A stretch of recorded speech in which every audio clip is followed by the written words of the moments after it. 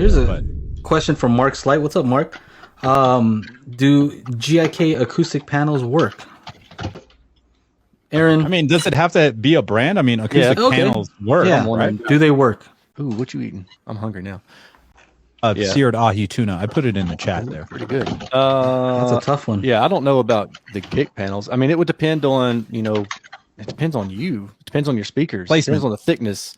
There's a lot of dependencies there. Some people don't want some people prefer to have a more live room, if you will, have the reflections bouncing off the wall. Some speakers are more geared toward that. Some rooms are more geared toward that. So it really just depends. You would need specifics. Really. Specificity. Would it be safe to say that, it makes a difference, but whether it's better? Yeah, I mean, it certainly can. And then even the thing is, too, like you got to go broadband, because if you just absorb 2K and up, and let's say you have like a nominally, flat speaker and you only absorb 2K and up, then you're losing even more high frequency content, and then you still got more mid range left, and you probably don't want that. So you want to go with something even thicker. 4-inch would probably be, I won't say ideal, but maybe that's the better way to go. And then there's other aspects of it. And is acoustic paneling the option for you, or do you want like a Helmholtz resonator where you basically just capture a couple particular frequencies, room modes? So it just depends. I don't think that you can say yes or no. I think maybe a good balance of both, is useful, but you just got to really try to understand what it is that you've got in your room and what you're trying to get. It's interesting. What you're trying to get out of it, right? The end result. Yeah, yeah. A lot of people who have been in anechoic chambers say like speakers don't sound good in here. No, yeah. Like they don't want that. So that's like no reflections whatsoever.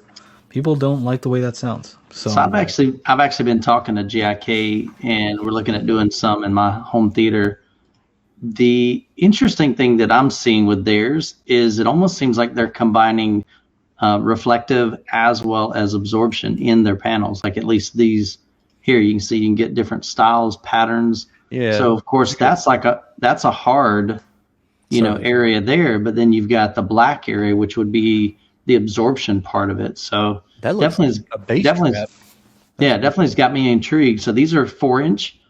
They also make some 6-inch ones. I mean, they've got a bunch of different ones, different styles and design. You can see the different patterns here.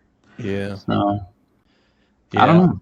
I think it really I think a company like GIK would be somebody you would want to work with. Tell them what you got, explain to them what you're trying to get, and then they can help you if that's the route you're going. I'm sure other companies are like that too, but.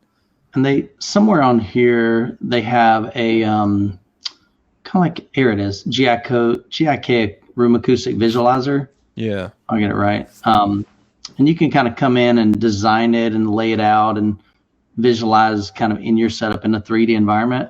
Honestly, I haven't gotten it to work real great in mine, but that's just me. I'd rather just draw it up, I think, in Photoshop. So I'm still just kind of looking at some different styles. Should I go with the thin ones or the wide ones? So we might be doing a little collaboration there. So we'll find out. I'm curious. So Don says you're only supposed to treat 30% of your room. You actually want reflections. I mean, that's also, I've heard this sort of thing.